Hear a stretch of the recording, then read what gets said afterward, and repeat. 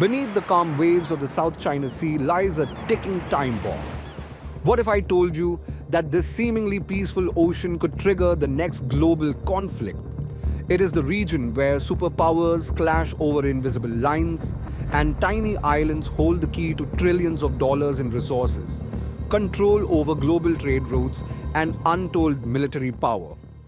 Countries are staking claims, building islands out of thin air, and deploying warships, all for control of these waters. But why does the South China Sea matter so much? And why should you care about this hidden battleground? Stay with us as we uncover the high stakes drama unfolding beneath the waves and explore how this maritime dispute could change the world as we know it. First and foremost, this 3.5 million square kilometer sea is home to one of the busiest shipping lanes on the planet. One third of global maritime trade passes through these waters, including oil and gas supplies. That's over $3 trillion worth of goods every year. And whoever controls these waters could, in theory, control a major artery of global trade.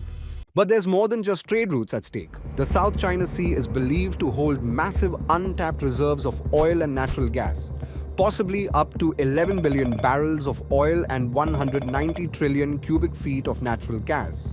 For countries like China, Vietnam, the Philippines, and Malaysia, securing these resources could change their economies overnight. And then there's the rich fishing grounds which supply millions of people across the region with food and livelihoods. So who are the players in this high-stakes game? First, there's China, the giant in the room. China's claim is based on the Nine-Dash Line, an ancient U-shaped boundary that covers nearly 90% of the South China Sea. This line, drawn on a 1947 map, essentially says that most of the sea belongs to China, despite the fact that this claim has been rejected by international courts and most of the world. Question arises, why does China want to control the region so badly? Well, apart from the enormous resources and strategic shipping lanes, this region is critical for China's national security. By controlling the South China Sea, China can extend its military reach far beyond its shores. It has been building artificial islands and militarizing them with airstrips, missile systems, and radar installations. It's not just about defense, it's about projecting power. China wants to dominate these waters, to secure its economic future and to keep any potential threats, especially the US, at a safe distance. But China isn't the only country with skin in the game. Vietnam has its own long history with these waters. Vietnam controls parts of the Paracel and Spratly Islands, two of the most contested island chains in the sea.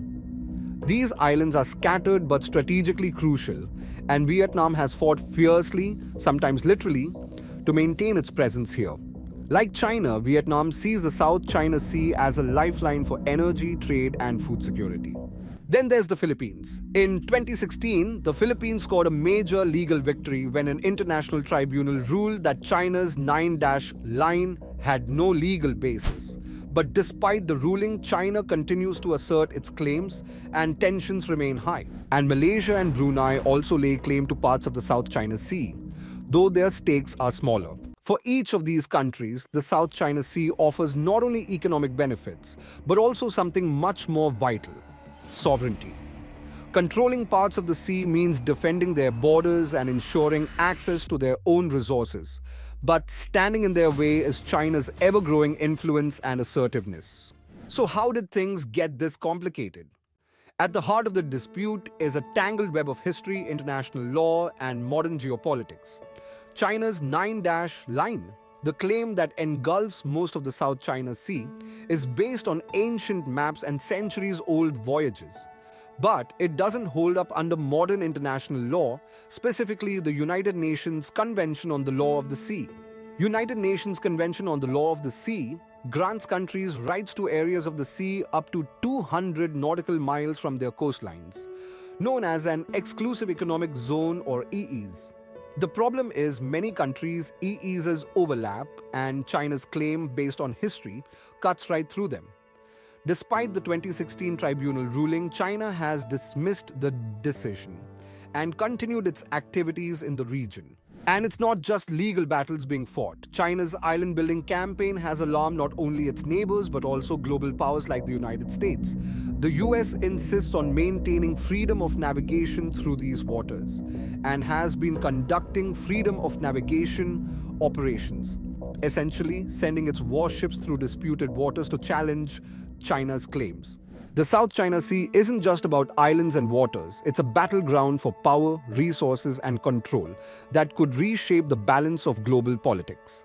With so many nations involved and tensions escalating, the future of this region remains uncertain. Will diplomacy and international law prevail, or could this conflict spiral into something much bigger? Only time will tell. Let us know in the comments, what do you think the future holds for the South China Sea?